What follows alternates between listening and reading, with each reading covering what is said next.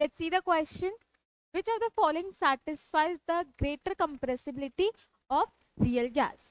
ठीक है, तो हमें बताना है कि कौन सी कंडीशन में हमारी मैक्सिमम कंप्रेसिबिलिटी हो सकती है. तो कंप्रेसिबिलिटी फैक्टर हमें इसके लिए पता होना चाहिए. ठीक है, तो कंप्रेसिबिलिटी फैक्टर हमें क्या बताता है? रियल गैस होती है वो कितना डेविएट करती है आइडियल गैस बिहेवियर से, जिसको हम किससे रिप्रेजेंट करते हैं? जेड से करते हैं. ठीक है, कंप्रेसिबिलिटी फैक्टर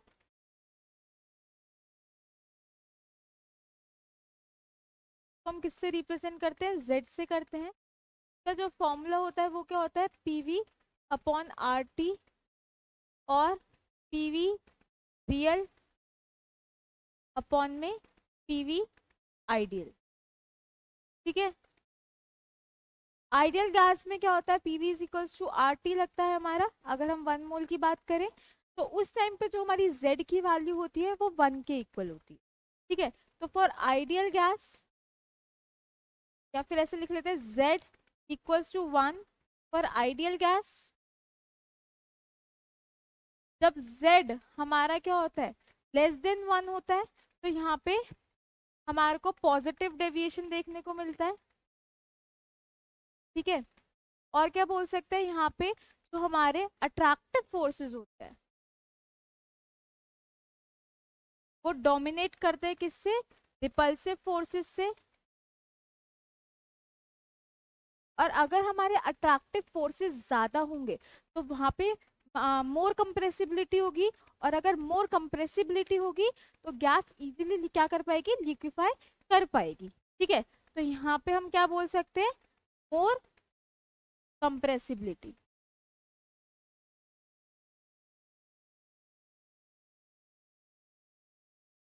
ठीक है, अगर हम बात करें Z ग्रेटर देन 1 की, तो उसके अंदर क्या होता है? हमारे रिपल्सिव फोर्सेस डोमिनेट करते हैं अट्रैक्टिव फोर्सेस के ऊपर. और अगर इतना ज्यादा रिपल्शन है तो मॉलिक्यूल्स दूर दूर भागना चाहेंगे, और दूर दूर भागना चाहेंगे तो वहां पे कंप्रेसिबिलिटी क्या होगी? कम होगी. ठीक है, या फिर डिफिकल्ट होगी, बहुत ज्यादा उसको कंप्रेस करना बहुत ज्यादा डिफिकल्ट हो जाएगा. और अगर कंप्रेस करना डिफिकल्ट हो जाएगा तो उसको लिक्विफाई करना भी क्या हो जाएगा? डिफिकल्ट हो जाएगा. तो हम क्या बोल सकते हैं? Difficult to compress. ठीक है, तो हम अपने ऑप्शंस देख लेते हैं. पहला ऑप्शन दे रखा है क्या? Z less than 1.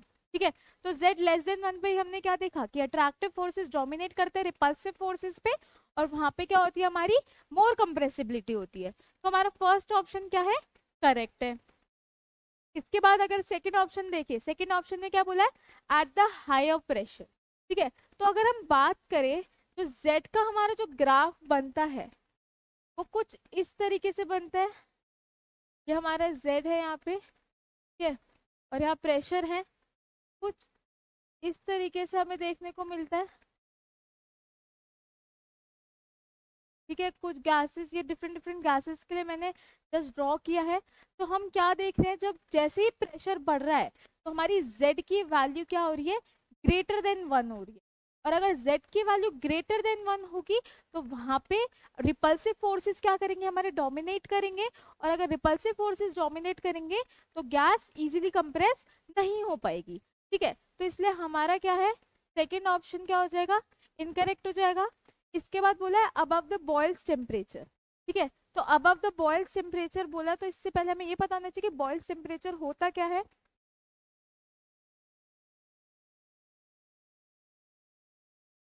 तो बॉइल्स टेम्परेचर में क्या होता है?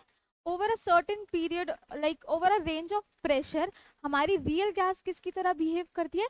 आइडियल गैस की तरह बिहेव करती है. तो अगर बात करें, ये हमारा कुछ बॉइल टेम्परेचर है, तो इसके बाद हमें क्या देखने को मिल रहा है कि हमारा Z क्या हो रहा है? ग्रेटर देन 1 हो रहा है. और अगर Z ग्रेटर देन 1 होगा तो वहां पे कंप्रेस करना डिफिकल्ट हो जाएगा. तो हमारा थर्ड केस भी क्या हो जाएगा? इनकरेक्ट हो जाएगा. फोर्थ ऑप्शन क्या बोला है? Lesser the value of A but higher value of B. अब ये A और B क्या है?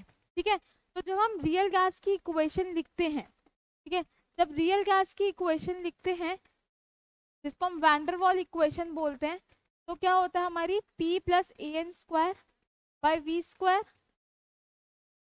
V minus N B equals to N R T होता है, ठीक है। ये हमारा प्रेशर करेक्शन टर्म होता है और एन बी हमारा वॉल्यूम करेक्शन टर्म होता है। तो अभी उन्होंने क्या बोला है क्वेश्चन में कि ए की वैल्यू क्या है, लेस है। अगर ए की वैल्यू लेस होगी तो हम क्या कर सकते हैं, उसको निग्लेक्ट कर सकते हैं। तो इस टर्म को मैं क्या कर सकती हूँ, निग्लेक्ट कर सकती हूँ। साथ में हायर वैल्यू ऑफ वॉल्यूम भी बोली, ठीक है, वॉल्यूम ने बी की वैल्यू बोली। इसके बाद ये क्या हो जाएगा, अगर मैं इसको निग्लेक्ट करूं तो ये पी वी माइनस, मैं 1 मोल की बात कर लेती हूँ, P is equals to R T, P V minus P B is equals to R T. अगर मैं डिवाइड बाय आर टी कर दूं क्वेश्चन में तो क्या हो जाएगा, P V upon R T minus P B upon R T equals to 1। और P V by R T को ही हम क्या लिखते हैं, z लिखते हैं। इसको इधर ले जाते हैं, 1 plus P B by R T. तो इससे हमें क्या देखने को मिल रहा है कि जो हमारी z की वैल्यू है वो क्या है, ग्रेटर देन 1 है। और अगर ग्रेटर देन 1 होगी तो ये क्या हो जाएगी, हमारी डिफिकल्ट टू कंप्रेस हो जाएगी, ठीक है। क्योंकि यहाँ पे रिपल्सिव फोर्सेस डोमिनेट करेंगे किसके ऊपर, अट्रैक्टिव फोर्सेस के ऊपर। तो इसलिए जो हमारा फोर्थ ऑप्शन है वो भी क्या हो जाएगा, इनकरेक्ट ऑप्शन हो जाएगा, ठीक है। तो correct option is A, okay. तो z less than 1 is our answer.